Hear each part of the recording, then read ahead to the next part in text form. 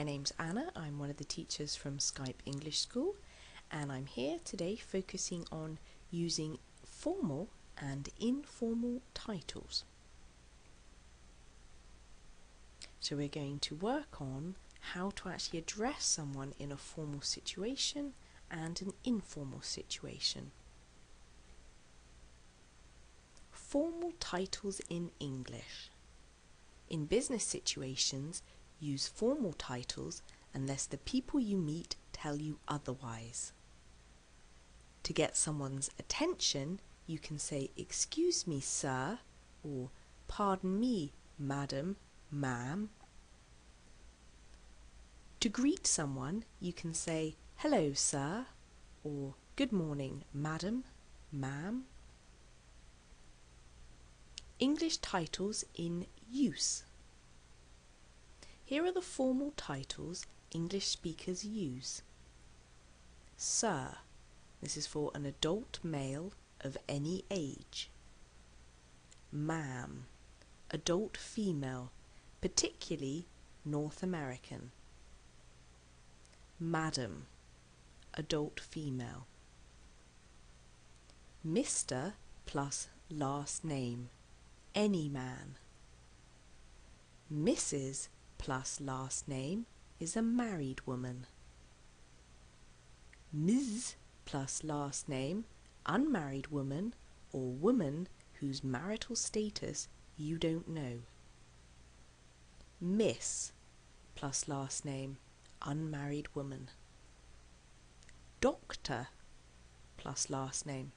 Some doctors do go by doctor and their first name as well. Professor and last name in a university setting. And we do say Mr., Mrs., Miss and Ms. Informal titles in English. Casual or very close relationships require an informal form of address. First name, friends, students, children. Miss, Mr. and first name, sometimes used by a dance or music teacher or childcare worker. Titles of affection. When addressing a child, a romantic partner or a close friend, or family member, usually younger, people often use these terms of endearment, also known as pet names. Honey can be a child, romantic partner, or younger person. Dear, sweetie, love, darling, babe or baby, romantic partner. Pal, father or grandfather calls the male child. Buddy or bud, very informal between friends or adult to child, can be seen as negative. Here's some tips. How you address people may also change depending on your own age and status. If you are unsure, use a formal address. If your form of address is too formal, the other person will invite you to use an alternative form of address, such as a first name. What should I call my teacher or tutor? Start formal. He or she will probably tell you on day one during the introduction. If not, use a formal title until he or she tells you otherwise. Don't use the generic term teacher. This sounds as if you do not know your teacher's name. You wouldn't want to be called student, right? Even if you have a substitute teacher, make sure to address the instructor by a specific name. What should I call my child's teacher? Start with Mr. or Mrs. Call your child's teacher the same thing your child calls him or her. The teacher may give you permission to use her first name when your child is not present. How should I address people online? This depends on the situation. On a social network, you can usually use first names, even with teachers and administrators. In an email, use a formal form of address the first time you contact a person.